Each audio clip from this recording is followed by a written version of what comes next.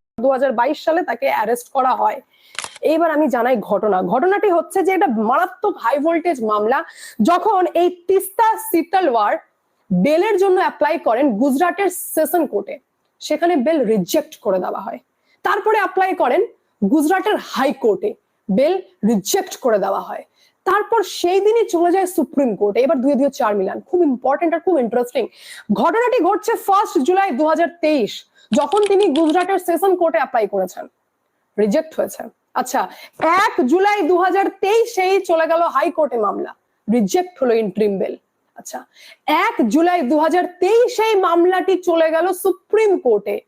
চলছিল summer vacation, গরমের ছুটি ছিল, শনিবার, টাইম তখন 6:30, মানে কোর্ট টাইমও নয়। তখন মামলাটি চলে যায় সুপ্রিম কোর্টে।